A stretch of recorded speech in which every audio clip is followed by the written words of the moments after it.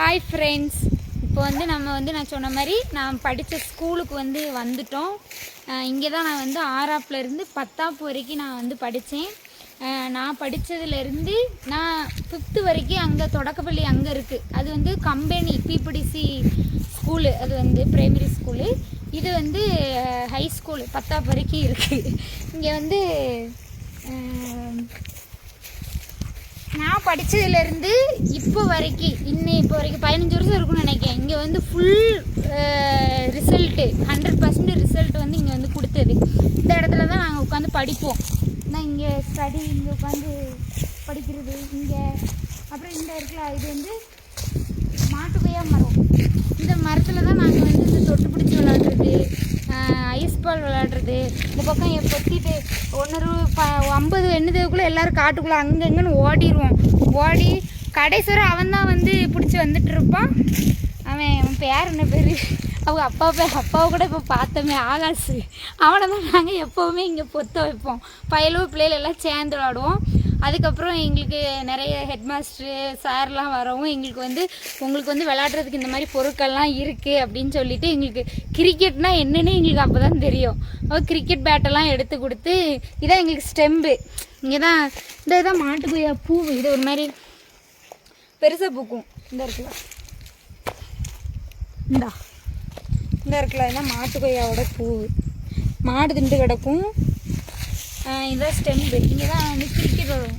பயலு அங்கே விளாடுவானுவோம். பிள்ளைகள் நாங்கள் இங்கே கிரிக்கெட் விளாடுவோம் இந்த இடத்துல. அப்புறம் இந்த தொட்டியெல்லாம் அப்போ கிடையாது, நான் இருக்கையில் கிடையாது, இப்போ தான் வச்சுருக்காங்க. இங்கே எங்களுக்கு ப்ரேயர் நடக்கும். நான் இந்த இடத்துல தான் நிற்பேன். இந்த இடத்துல தான் கரெக்டாக ஃபஸ்ட்டில் தான் நிற்பேன். ஃபஸ்ட்டு, செகண்டு, தேர்டு, இப்போ 3 இங்கே ஒரு கிளாஸாக பிடிச்சிருப்போம். 10th 9th 8th 7th 6th பசங்க அந்த பக்கம் நிற்பாங்க. சாயந்தரம் எக்ஸசைஸ் பண்ணணும். காலையில் பேப்பர் இங்கே வாசிப்போம். அப்புறம் ஐயோ எல்லாம் ஞாபகத்தில் வருது. குடியரசு தின விழா, சுதந்திர தின விழாலாம் வரல. அதில் யார் நல்ல மார்க் எடுத்திருக்காங்களோ அவங்களுக்குலாம் ப்ரைஸ் கொடுப்பாங்க. அப்போது நானும் வாங்கியிருக்கேன் ஃப்ரெண்ட்ஸ். தமிழில் ஃபஸ்ட் மார்க் எடுத்ததில் இங்கே சார் எங்களுக்கு பேனா கொடுத்துருக்காங்க. அப்புறம் இங்கே தீபா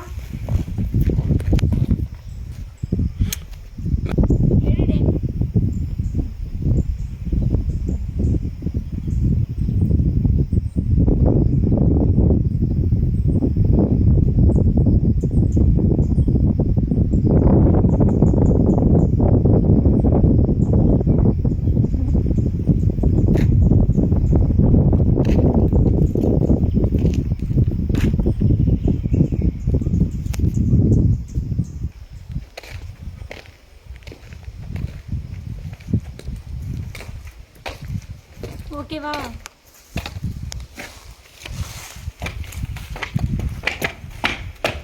இங்கே உட்காந்து படிப்போம். இங்கே உட்காந்துருப்பேன். எட்டுவின் இங்கே உட்காந்துருப்பேன். நாங்கள் ஒரு தனித்தனியாக உட்காந்து படிப்போம். இங்கே மேக்ஸ் கிளாஸ் நடக்கும்.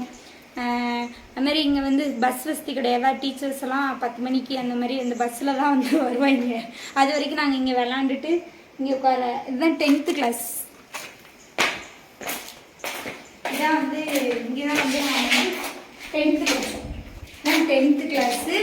இது ஃபஸ்ட்டு நான் கம்ப்யூட்டர்னால் என்னன்னு தெரிஞ்ச இடம் இந்த இடம் தான்.